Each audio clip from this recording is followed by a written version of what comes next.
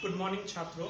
Last class में हमने प्रतिरोध, विशिष्ट प्रतिरोध तथा प्रतिरोध किस प्रकार से विद्युतीय परिपथ में लगाया जा सकता है, उसके दो प्रकार जो थे, समानांतर क्रम तथा श्रेणी क्रम, इसको हमने देखा था। आज हम लोग विद्युत के एक प्रभाव के बारे में बात करेंगे, जो है विद्युत का तापीय प्रभाव या फिर हीटिंग इफेक्ट ऑफ करंट। अच्छा, इसको समझने के लिए तुम लोग तीन चीजों पे ध्यान दो। जैसे तुम्हारे घर में एक विद्युतीय बल्ब,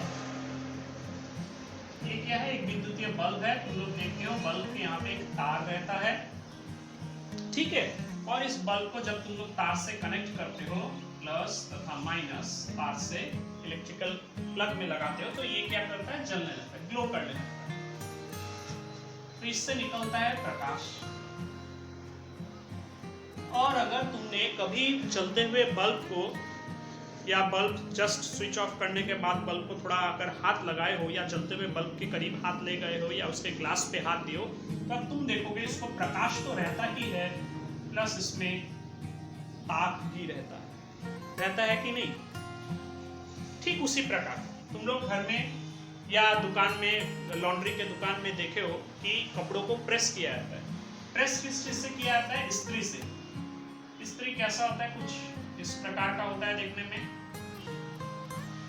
ठीक है। यहाँ पे इसका भारी सा एक तला रहता है, यहाँ पे एक हैंडल रहता है इसका, एवं यहाँ पे एक प्लग रहता है, पॉइंट रहता है, यहाँ पे प्लग कनेक्ट किया जाता है। ये है प्लस माइनस। अगर मैं इस इस्त्री को खोलूं, अंदर का हिस्सा देखूं, तो अंदर का हिस्सा में कुछ इस प्रकार का रहता है, ठीक है। इस्त्री में भी क्या होता है? इस्त्री में भी हम लोग तार द्वारा करंट देते हैं। यहाँ पे भी हम लोग क्या दे रहे हैं? करंट आई दे रहे हैं। इस्त्री में भी करंट आई देते हैं। करंट के चलते ये क्या होता है? ये ताप गर्म होने लगता है, और यही गर्म होने के कारण, यही गर्माहट के कारण इसके द्वारा हम लोग कपड़ों को प्रेस कर पाते हैं। तो यहाँ पे तुम लोग एक चीज ध्यान दे रहे हो कि जैसे ही हम लोग करंट दे रहे हैं, यहाँ पे ताप का सृष्टि हो रहा है। ठीक इसी प्रकार यहाँ पे भी करंट जब यहाँ से बह रहा है, तो यहाँ पे ताप जनरेट हो रहा है और साथ में प्रकाश भी निकल रहा है। इस्त्री के अंदर क्या रहता है? अच्छा, इसको हम लोग थोड़ा बाद में देखेंगे। ठीक उसी प्रकार आजकल तो इसका इस्तेमाल कम होता है, या तुम लोग शायद इतना नहीं देखे होंगे। पहले इलेक्ट्रिकल हीटर होता था, विद्युतीय हीटर होता था, जहाँ पे यहाँ प्लग रहता था, तार से करंट आई दिया जाता है, इसमें भी प्लस माइनस होता था, एवं इसके अंदर यहाँ पे कॉइल होता था। कुछ तार गोलाकार आकार में तार को, यहाँ पे कॉइल को एक फ्रेम में सजा के रखा जाता था। यहाँ पे जैसे ही करंट दिया जाता था, ये भी क्या होता था? गर्म होके ताप सृष्टि करता था। तो इन सभी चीजों में तुम लोग एक चीज ध्यान दे रहे होगे, इस कॉइल को अगर मैं यहाँ पे बनाऊं, ये वाला हिस्से को, इस हिस्से को यहाँ पे मैं बनाऊं, तो ये अंदर एक सिरामिक, एक इंसुलेटर स्लैब होता है, इंसुलेटर स्लैब। इस इंसुलेटर स्लैब के अंदर कुछ चैनल बना होता है, ड्रेन जैसा होता है, ड्रेन जहां से पानी बहता है, उसी प्रकार इसमें भी कुछ छोटा सा पतला सा ड्रेन बनाया जाता है, जिसके अंदर तार ऐसे ऐसे जुड़ा हुआ रहता है, ठीक है। यही तार जब प्लस तथा माइनस से कनेक्ट किया जाता है, तो ये क्या बनता है? ये ताप सृष्टि। ठीक उसी प्रकार इस्त्री के अंदर भी तार जो होता है, ये प्लस माइनस, यहाँ पे तार जो होता है ऐसे कॉइल करके रखा जाता है। इसमें भी एक माइका एक इंसुलेटर है, एक कुचालक है, एक कुचालक के स्लैब के अंदर इस तार को रखा जाता है। ये एक तार है, ये भी एक तार है। मैं इन चीजों को थोड़ा बाद में बताऊंगा किस चीज का तार है, क्या हो रहा है। यहाँ पे जो मैं कहना चाह रहा हूँ वो ये चीज है कि हम लोग यहाँ पे देख रहे हैं कि जैसे ही हम लोग करंट को इस विद्युतीय उपकरण के जो अंदर तार है, चाहे वो बल्ब का तार हो, इस्त्री के अंदर का तार हो, या विद्युतीय हीटर के अंदर का तार हो, जब भी वो करंट बह रहा है, उसमें से एक चीज जो हम लोग को सब में कॉमन दिख रहा है, वो है ताप, हीट। तो हम लोग कह सकते हैं करंट या विद्युत प्रवाह या विद्युत धारा, करंट इलेक्ट्रिसिटी, ताप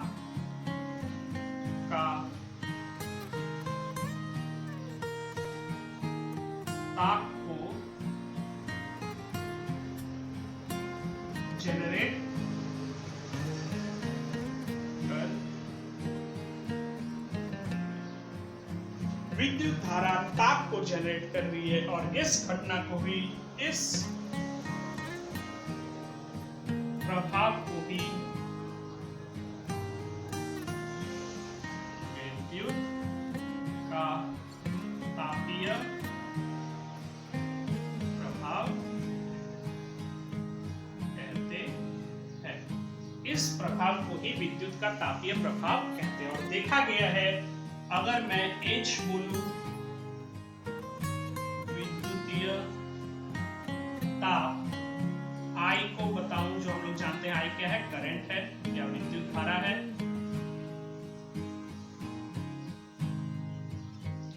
R हम लोग जानते हैं क्या है, प्रतिरोध या रेजिस्टेंस,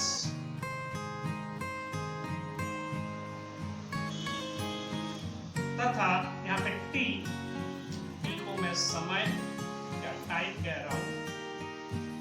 तो विद्युतीय उपकरणों के मामले में प्रयोग के द्वारा देखा गया है कि ये जितना ताप पैदा कर रहा है H, जितना ताप पैदा कर रहा है H समानुपाती है करंट का स्क्वायर के बराबर, H समानुपाती है प्रतिरोध के बराबर, H समानुपाती है समय के बराबर, अर्थात तीनों से हम लोग कह सकते हैं H समानुपाती है I²RT। मैं जानता, हम पहले ही कहा था कि समानुपाती चिन्ह को इक्वल टू से बदलने पर एक स्थिरांक लाना पड़ता है और ये स्थिरांक है यहाँ पे J, जो कि है जूल्स हीटिंग कांस्टेंट। ठीक है, यही जो इक्वेशन है, यह इक्वेशन दर्शाता है हीटिंग इफेक्ट ऑफ करंट को। इसको Joule's heating effect of current भी बोला जाता है। तो देखो यहाँ पे हो क्या रहा है, इस समीकरण द्वारा हम लोग एक चीज अच्छे से समझ पा रहे हैं कि जितना H बढ़े, जितना करंट बढ़ेगा, I जितना ज्यादा होगा, ताप H भी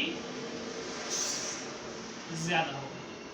जितना I बढ़ रहा है उतना ही H भी बढ़ रहा है। ठीक उसी प्रकार दूसरा हम देख रहे हैं, जितना प्रतिरोध ज्यादा है उतना ताप भी ज्यादा होगा। तीसरा, जितना समय ज्यादा हम लोग करंट को भेजेंगे उतना ही ताप ज्यादा होगा। तो सभी जो है समानुपाती है, डायरेक्टली प्रोपोर्शनल है। तो अगर मैं एक ऐसा विद्युतीय उपकरण बनाऊं जिसमें ज्यादा से ज्यादा करंट भेज रहा हूं तो भी वो जल्दी गर्म हो जाएगा। अगर मैं उस उपकरण को उन पदार्थों से बना रहा हूं जिसका रेजिस्टेंस ज्यादा है तो भी उसमें ताप ज्यादा सृष्टि होगा। और अगर मैं ज़्यादा समय के लिए करंट दे रहा हूँ, जितना ज़्यादा समय तक किसी उपकरण को चलाऊंगा उतना ही ताप उसमें ज़्यादा होगा। जैसे तुम लोग देखे हो, अगर मोबाइल को तुम लोग ज़्यादा देर तक उसमें गेम खेलो तो क्या हो रहा है, उसका अंदर जो प्रोसेसर है उसमें ज़्यादा से ज़्यादा विद्युत गुजर रहा है और प्रोसेसर कार्य करने के कारण वर्क डन कर रहा है, इसलिए वो गर्म होने लगता है। ठीक उसी प्रकार घर का टीवी, घर का फैन जितना ज़्यादा देर तक घुमाओगे उतना ही ज़्यादा वो गर्म होगा। इसका मतलब ये नहीं कि गर्म होते होते उसमें आग लग जाए, आग लगता है वो दूसरे कारणों से, लेकिन एक समय पे ऐसा हो जाएगा कि वो टीवी में जो ताप जनरेट हो रहा है और तुम्हारा घर का जो वातावरण है, दोनों में इक्विलिब्रियम सृष्टि होगा, जिसके कारण टीवी का तापमान और बढ़ नहीं पाता। ठीक है, तो हम लोग देख रहे हैं जितना ज़्यादा समय के लिए हम लोग किसी विद्युतीय उपकरण को चलाएं उतना ज़्यादा वो गर्म होगा, ताप पैदा करेगा। जितना प्रतिरोध ज़्यादा है, जैसे अगर मैं घर का विद्युतीय उपकरणों को अगर सोने से बनाऊं तो सोना बहुत अच्छा चालक है तो वो कम गर्म होगा, लेकिन हम लोग सोना इतना महंगा है उसको इस्तेमाल नहीं कर सकते हैं बोल के हम लोग तांबे का इस्तेमाल करते हैं। तो तांबा भी बहुत अच्छा चालक है, इसलिए उसमें गर्मी थोड़ा कम होता है। लेकिन अगर इसके जगह पे मैं एल्युमिनियम का तार इस्तेमाल करूँ, स्टील का तार इस्तेमाल करूँ तो विद्युतीय उपकरण काफ़ी ज़्यादा गर्म हो जाएगा एवं वो एफिशिएंट नहीं होगा।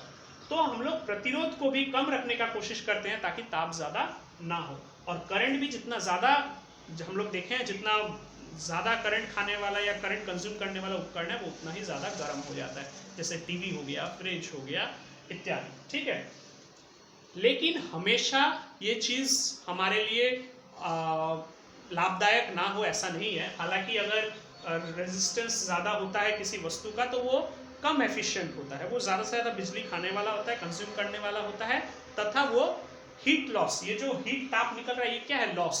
करंट मैंने क्या कहा था, ये एक प्रकार का ऊर्जा है। तो अगर मैं करंट ऊर्जा का इस्तेमाल नहीं कर पा रहा हूँ, ज़्यादातर ऊर्जा उसमें से ताप बन के निकल जा रहा है, क्योंकि ताप भी एक ऊर्जा है, तो मेरा वो वस्तु एफिशिएंट नहीं है। तो मैं कोशिश करूंगा प्रतिरोध को कम रखने का। अगर कोई भी विद्युतीय उपकरण बना रहा हूँ अच्छे कंपनी का अगर है तो देखना उसमें अच्छे प्रकार के सुचालक जैसे तांबा इत्यादि का प्रयोग किया जाता है, ताकि उसका जो है हीट लॉस कम हो और वो ज़्यादा से ज़्यादा बिजली को इस्तेमाल कर सके कार्य करने में। लेकिन कुछ उपकरण जैसे ये दो उपकरण, बल्ब भी हो गया, यहाँ पे हम लोग चाहते ही है, हमारा काम ही ऐसा उपकरण बनाना जिसमें से ताप पैदा हो सके, हीट जनरेट हो सके। जैसे मैंने बताया हीटर तथा आयरन। आयरन में देखो, आयरन के अंदर जो तार होता है ये बना होता है नाइट्रोम से। आयरन तथा हीटर दोनों में ही जो तार होता है, ये जो तार है इसका भी जो ये तार है ये बना होता है नाइट्रोम से। और ये जो नाइट्रोम है, यह जो नाइट्रोम है, नाइट्रोम का प्रतिरोध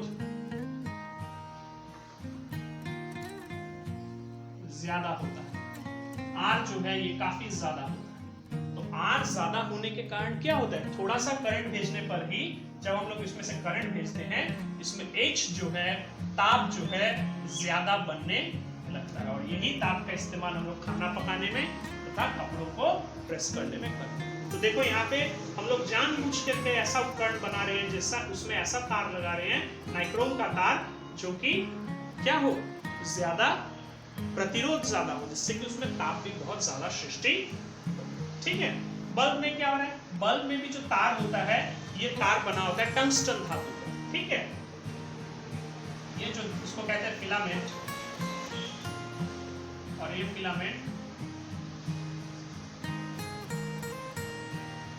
टंगस्टन धातु का बना होता है। इसका गुण क्या है, इसका भी गुण ये है कि ये प्रतिरोध ज्यादा होने के कारण, प्रतिरोध ज्यादा होता है एवं मेल्टिंग पॉइंट बहुत ज्यादा होता है। तो प्रतिरोध ज्यादा होने के कारण ये बिजली गुजरने पर गर्म हो जाता है, इतना गर्म हो जाता है कि ये लाल होके चमकने लगता है। लेकिन हालांकि क्योंकि इसका मेल्टिंग पॉइंट बहुत ज्यादा है, ये पिघलता नहीं है, ये निरंतर जलता रहता है। और ताकि ये जल ना जाए, अगर मैं बल्ब के अंदर क्या होता है, बल्ब के अंदर निष्क्रिय गैस भरा रहता है।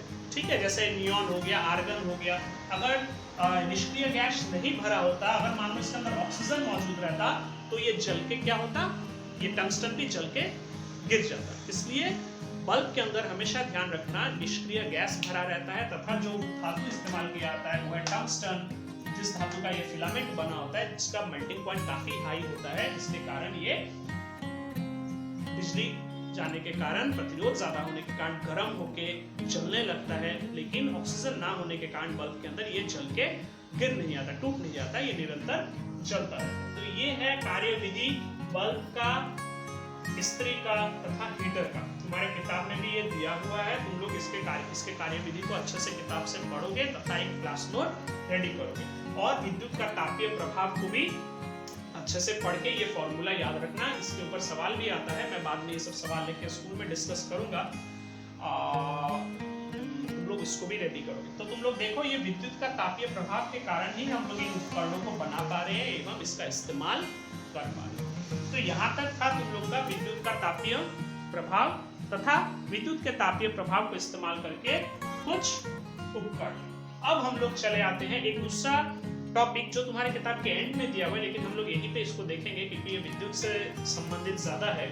वो है हाउस होल्ड इलेक्ट्रिकल सर्किट। मैंने यहाँ पे कुछ क्लास नोट पहले से ही रेडी करके रखा हूँ, तुम लोग इस बोर्ड का स्क्रीनशॉट अब ले लेना, लेके अपना क्लास नोट रेडी करोगे, जिसे मैं स्कूल में चेक करूंगा। तुम लोग देखो, यहाँ पे हाउस होल्ड इलेक्ट्रिकल सर्किट में मैंने एक चित्र बनाया हूँ। इससे पहले मैंने कहा था कि हम लोग अपने घरों में विद्युतीय उपकरणों को किस परिपथ में लगाते हैं, विद्युतीय परिपथ में किस प्रकार से लगाते हैं, समानांतर क्रम में। लास्ट क्लास में मैंने डिस्कस किया था, क्यों समानांतर लगाते हैं वो भी डिस्कस किया था, तो उसको भी तुम लोग ठीक से सुन लोगे अगर याद नहीं है तो। यहाँ पे देखो, हाउस होल्ड सर्किट में कुछ चीजें हैं जो तुम लोग को पहले जानने का जरूरत है। जैसे यहाँ पे देखो,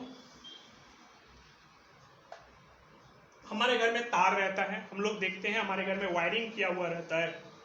हर एक विद्युतीय उपकरणों को कुछ तारों से जोड़ा जाता है, वरना वो हम लोग उसमें विद्युत नहीं भेज पाएंगे। तो तार का जरूरत है। क्यों भी जरूरत है? क्योंकि हमें उस उपकरणों तक विद्युत को पहुंचाना है। तार क्या होता है? तार और कुछ भी नहीं, उसके अंदर धातु के लंबे लंबे रेशे होते हैं जो कि सुचालक होते हैं, जिससे होकर बिजली प्रवाह होती है। अब ये तार, 3 प्रकार के तार इस्तेमाल किया जाता है। हर घर में जहाँ पे भी अच्छे से वायरिंग किया गया वहाँ पे 3 तार के प्रकार लगे होंगे। देखना, एक रहता है जो आजकल का नया, ये है मॉडर्न सिस्टम। याद रखना, ये मॉडर्न तरीका है, नया पद्धति, ये नया पद्धति है। नए पद्धति के अनुसार ऑरेंज तार जो होता है वो होता है लाइव वायर। लाइव वायर क्या है? लाइव वायर वह तार है जिसमें से हमेशा या जिसमें हमेशा विद्युत धारा प्रवाहित होती रहती है। मैं बता रहा हूं अभी। और ब्लू वायर, ब्लू वायर कौन सा है? ये न्यूट्रल वायर कहता है। इसमें से विद्युत धारा जब उपकरण नहीं चल रहा हो तो वो उसमें से कोई विद्युत प्रवाह नहीं होती है। और थर्ड है ग्रीन कलर का वायर। यहाँ पे मैंने जो ग्रीन कलर से भी यहाँ पे चिन्हित कर लिया हूँ। ग्रीन कलर का वायर होता है जिसको कहते हैं अर्थिंग। इसको भी मैं समझाऊंगा। अब देखो, तुम्हारे घर में एक और चीज रहता है, प्लग, 3 पिन प्लग। तुम लोग अपने घरों में ध्यान दिए होंगे। उसमें से ऊपर का जो छेद होता है ये थोड़ा बड़ा होता है, नीचे के 2 छेद समान आकार का छोटे छोटे होते हैं। ये ऊपर का जो बड़ा वाला पिन है ये कहलाता है अर्थिंग पिन। और नीचे का जो 2 पिन होता है उसमें से एक होता है लाइव, L मतलब लाइव पिन, दूसरा N मतलब न्यूट्रल पिन। अर्थिंग पिन को अर्थिंग तार ग्रीन कलर से जोड़ा जाता है, न्यूट्रल पिन को ब्लू तार, न्यूट्रल वाले तार से जोड़ा जाता है, और लाइव पिन को जोड़ा जाता है लाइव वायर या जिसमें से विद्युत बह रहा है। अब इसमें से लाइव तो मैंने कह ही दिया, उसमें से विद्युत बहता रहता है। न्यूट्रल में से विद्युत नहीं बहता है। इसका मतलब ये नहीं कि हमेशा नहीं बहेगा। जब हम विद्युतीय उपकरण को नहीं चलाते हैं तब न्यूट्रल में से कोई करंट नहीं बहता है। लेकिन जब हम लोग एक विद्युतीय उपकरण को इसमें लगा देते हैं, प्लग में लगा देते हैं, तो क्या होता है? एक तार से विद्युत जा रहा है, मान लो फैन का प्लग मैंने इस पिन सॉकेट में लगा दिया। ये सॉकेट भी देखो, एक पिन मोटा होता है, 2 समान आकार के छोटे छोटे। मान लो ये फैन है, इसमें से फैन लगा हुआ है, मैंने इसको इस सॉकेट में लगा दिया, तो क्या होगा? जो लाइव वायर है उससे विद्युत जाएगा, जाके फैन को पहुंचाएगा, फैन घूमेगा। अब विद्युत तो फैन में हमेशा के लिए नहीं बैठ रहा है। विद्युत क्या है? वो निरंतर सर्किट में फ्लो होता रहता है। एक विद्युतीय सर्किट में निरंतर करंट बहता रहता है। तो फैन से होके वापस वो जब पावर सप्लाई तब आएगा तो वो आएगा न्यूट्रल तार से। तो जैसे ही मैं फैन का स्विच ऑन कर दिया, लाइव वायर से करंट जा रहा है, फैन को घुमा रहा है और वापस वो करंट न्यूट्रल तार से लौट के आ रहा है। तो न्यूट्रल तार को कभी कभी रिटर्निंग वायर भी कहते हैं, ठीक है, या रिटर्न भी कहते हैं। अर्थिंग क्या है ये मैं थोड़ी देर बाद में बता रहा हूँ। अब हम लोग चले आते हैं स्विच। हाँ, कभी कभार ये पूछा जाता है कि एक पिन को ये मोटा क्यों रखा है? तो इसको तो हम लोग पतला भी रख सकते थे। ये प्लग के इस पिन को मोटा क्यों रखते हैं? ताकि गलती से हम लोग मतलब अर्थिंग को लाइव में और लाइव को न्यूट्रल में ऐसा ना लगा दे। इसलिए एक पिन हमेशा मोटा रखा जाता है ताकि हर कोई आदमी प्लग को उसी डायरेक्शन में स्विच बोर्ड में या सॉकेट में लगाए, गलती से भी इधर उधर घुमा के ना लगा दे, ठीक है। इसलिए एक पिन को मोटा रखा जाता है सिक्योरिटी के कारण, सावधानी के कारण। स्विच सभी लोग जानते हो, एक तरह का स्विच होता है। की स्विच बोलते हैं, ये लैब में इस्तेमाल होता है, घर में तो नहीं होता है। घर में जो इस्तेमाल होता है वो रेगुलर स्विच, उसका चिन्ह कुछ इस प्रकार का है, जिसको एक बार प्रेस करने से ऑन हो जाता है, दूसरी बार प्रेस करने से ऑफ हो जाता है। अब आते हैं अर्थिंग। कभी कभार क्या होता है, जो भारी विद्युतीय उपकरण होते हैं जैसे फ्रिज, वॉशिंग मशीन, इस्त्री, कुछ करंट जो है वो विद्युतीय सर्किट से लीक होता है। लीक होके, जैसे इस्त्री धातु का बना होता है, वॉशिंग मशीन धातु का बना होता है, विद्युतीय मोटर धातु का बना होता है, इसका बॉडी में करंट चला रहा है। इसलिए तुम लोग ध्यान दिए होगे या कभी तुम लोग भी महसूस किए होगे कि विद्युतीय उपकरण फ्रिज या फिर मोटर या इस्त्री को छूने में कभी कभार हल्का सा शॉक लगता है। वो शॉक लगता है लीकेज करंट के कारण, जो विद्युतीय सर्किट से करंट लीकेज हो रहा है उसके कारण। अब अगर विद्युतीय सर्किट से करंट लीकेज हो रहा है तो मुझे उस करंट को निकालना होगा। उसको निकालने के लिए इस्तेमाल किया था अर्थिंग वायर। यहाँ पे मैंने एक सर्किट भी बनाया हूँ, यहाँ से अच्छे से समझ पाओगे, लेकिन फिलहाल सुन लो कि अर्थिंग वायर जो है वो किसी भी विद्युतीय सर्किट में से जो लीकेज करंट है उसको खींच के जमीन में लेके डाल देता है। जमीन मतलब हमारा जो अर्थ है वो सबसे अच्छा क्या है, सिंक है, करंट सिंक। सिंक मतलब ऐसा जगह जहाँ पे तुम जितना भी कोई चीज को फेंक दो या डाल दो वो कभी उसको रिजेक्ट नहीं करेगा। तो अर्थ जो है एक सिंक है जिसमें हम लोग करंट को डाल देते हैं। क्या करते हैं हम लोग घर में अपने सभी विद्युतीय उपकरण का बॉडी को एक तार से जोड़ के उस तार को जमीन के अंदर कोयला, नमक तथा आदि चीजों को देके बहुत लगभग 6-7 फीट नीचे उसको गाड़ देते हैं। वो तार जो होता है मोटा तांबे का तार होता है, इसको बोला जाता है अर्थिंग करना। तुम लोग इस अर्थिंग का एक और सुविधा है, कभी कभार जो आसमान से जो बिजली गिरता है वह बिजली भी ये अर्थिंग क्या करता है, अपने अंदर सोख लेता है तथा उसको डायरेक्ट जमीन में भेज देता है। हमारे घर में विद्युतीय उपकरणों को खराब होने से भी अर्थिंग बचाता है तथा हमको शॉक ना लगे, विद्युत का झटका ना लगे, इसलिए भी अर्थिंग इस्तेमाल किया जाता है। नेक्स्ट जो है ये है देखो फ्यूज वायर। फ्यूज वायर क्या है, हर घर में तुम लोग देखे होगे अगर अच्छे से वायरिंग किया हुआ है तो वहाँ पे एक फ्यूज रहता है, या तो मेन बोर्ड में भी रहेगा या घर में भी रहेगा।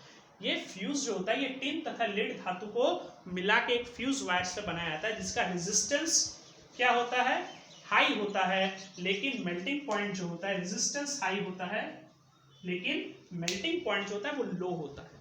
यहाँ पे नाइक्रोम में क्या था, मेल्टिंग पॉइंट, टंगस्टन में भी मेल्टिंग पॉइंट हाई था, जितना भी ज्यादा गर्म हो ये टूटता नहीं था। लेकिन फ्यूज वायर में जो है रेजिस्टेंस हाई है लेकिन मेल्टिंग पॉइंट कम है, थोड़ा भी गर्म होने पे ये तार पिघल जाता है। तो मान लो हमारे घर का विद्युतीय सर्किट में अचानक से काफी तेज करंट चला आया बाहर से, हम लोग कहाँ से विद्युत लेते हैं, बाहर जो ट्रांसफार्मर है वहां से विद्युत हमारे घर तक आता है। तो मान लो अचानक ज्यादा विद्युत चला है तो हमारे घर का टीवी, फ्रिज, मोबाइल ये सब खराब हो सकता है। तो उसको बचाने के लिए ये फ्यूज वायर लगा होता है। अगर हम लोग करंट ज्यादा चला आ रहा है तो यहाँ पे प्रतिरोध ज्यादा होने के कारण ये तार क्या होगा, हीटिंग इफेक्ट के चलते, ये जो हीटिंग इफेक्ट है इसके चलते ये गर्म होने लगेगा, और चूंकि इसका मेल्टिंग पॉइंट कम है गर्म होते ही ये टूट जाएगा और हमारे घर में विद्युत जो अतिरिक्त विद्युत, जो ज्यादा विद्युत आने से जो घर खराब हो रहा था वो विद्युत आना रुक जाएगा और हमारे घर के सभी उपकरण बच जाएंगे। तो क्या करना होगा उसके बाद इस फ्यूज तार को बदलना होगा, एक नया तार लगा के फिर बोर्ड में लगा दो तो फिर से घर में बिजली चलाए। Next power supply. अभी भी मैंने कहा हमारे घर में पावर सप्लाई बाहर के विभिन्न प्रकार की कंपनियों से होता है और ये ट्रांसफार्मर द्वारा हमारे घरों तक भेजा जाता है। केवल इतना जान लो कि ये 220 वोल्ट का घरेलू जो पावर सप्लाई होता है 220 वोल्ट का होता है। वोल्ट किसका यूनिट था, विभवांतर का, पोटेंशियल का, एवं ये एसी है, alternating current. AC current, DC current तुम लोग का किताब में नहीं है, अगर जानना चाहते हो ये मैं कभी क्लास में डिस्कस करूंगा। तथा और एक चीज ध्यान दो, हमारे घर में 2 प्रकार का प्लग पॉइंट रहता है, 5 एम्पियर का डोमेस्टिक लाइन का प्लग पॉइंट और स्त्री या बड़ा मोटर या बड़ा उपकरण चलाने के लिए 15 एम्पियर का पावर लाइन रहता है। और लास्ट में रहता है विद्युतीय उपकरण, विभिन्न प्रकार के विद्युतीय उपकरण जिसको लोड भी बोला जाता है। विभिन्न प्रकार के लोड हो गए, फैन हो गया, टीवी, फ्रिज, स्त्री, हीटर, पानी गर्म करने का हीटर, ये सभी चीज, मोबाइल चार्जर, ये सभी चीज हो गया हम लोग का घर का। अब देखो इस विद्युतीय इन सभी चीजों को किस प्रकार से घर में लगाया जाता है। तो सबसे पहले देखो ये जो पावर सप्लाई आ रहा है ये पावर सप्लाई से आ रहा है।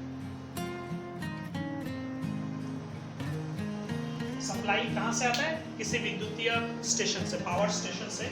एक लाइट वायर है, एक न्यूट्रल वायर। लाइट वायर मैंने यहाँ पे ब्लैक से दिखाया क्योंकि मेरे पास ऑरेंज कलर नहीं है, मैं यहाँ ब्लैक से दिखाया हूँ। और न्यूट्रल जो है उसको मैंने ब्लू से दिखाया हूँ, यहाँ पे न्यूट्रल ब्लू है। और अर्थिंग जो है इसको मैंने ग्रीन से दिखाया क्योंकि अर्थिंग का तार ग्रीन कलर का। तो देखो लाइट वायर पहले मेन फ्यूज में गया। हमारे घर में मीटर बॉक्स में एक बड़ा सा फ्यूज लगा रहता है, कभी कभार 25 एम्पियर का भी लगा रहता है। तो मेन फ्यूज से ये गया मीटर बॉक्स में जहाँ पे कितना विद्युत हम लोग इस्तेमाल कर रहे हैं वो यहाँ पे रीडिंग आता है। उसके बाद मेन स्विच, घर का विद्युतीय मीटर में एक बड़ा सा हैंडल वाला स्विच रहता है जो मेन स्विच कहलाता है। अगर उसको बंद कर दे तो पूरे घर का विद्युत रुक जाए। उसके बाद एक फ्यूज, ये घर का छोटा फ्यूज है जो हर उपकरण में लगा रहता है या फिर बोर्ड में भी लगा रहता है। फिर ये लाइट वायर चला गया विभिन्न प्रकार के उपकरणों में। तो सभी उपकरण तो मैं नहीं दिखा पाऊंगा इसलिए मैंने केवल 3 पिन प्लग को यहाँ पे दिखाया। तो देखो मीटर से एवं मेन स्विच से एक तार द्वारा जमीन में गाड़ दिया जाता है अर्थ वायर को। ये जो है अर्थ वायर, ठीक है, कहाँ पे गाड़ दिया गया, ग्राउंड पे, जमीन, ये जमीन के बहुत अंदर चला जाता है 4-5 फीट। तो देखो लाइट वायर को मैंने 3 पिन प्लग का एक पिन से कनेक्ट किया। न्यूट्रल जो न्यूट्रल वायर था जिसमें विद्युत नहीं जाता है जब तक कि स्विच ऑन ना हो, उसको दूसरे पिन में कनेक्ट किया, एवं जो अर्थिंग वायर है इसको मैंने अर्थिंग वाले पिन से कनेक्ट कर दिया। अब तुम इसमें कोई भी प्लग लगा के ये वाली, ये जो है ये स्विच है, यहाँ पे मैं बनाना भूल गया, लिखना ये स्विच है। अब अगर मैं इस स्विच को ऑन कर देता हूँ, यहाँ पे लगा देता हूँ, तो देखो ये विद्युतीय सर्किट कंप्लीट हो गया। तो करंट यहाँ से आ रहा है, यहाँ से करंट आई आ रहा है, इधर से गुजर के वापस यहाँ से आई करंट वापस लौट जाए।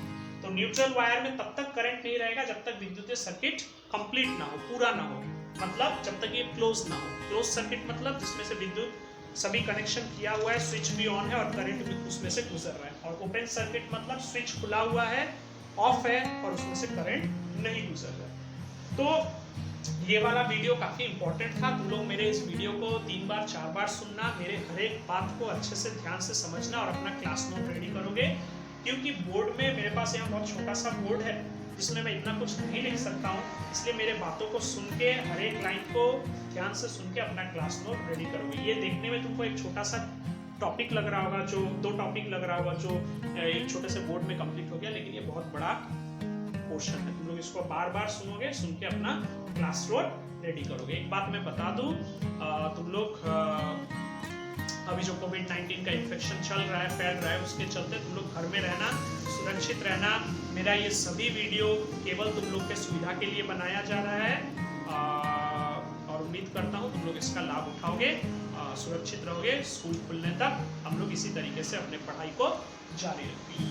तो तुम लोग सुरक्षित रहना। धन्यवाद। स्क्रीनशॉट ले लो पूरे बोर्ड का।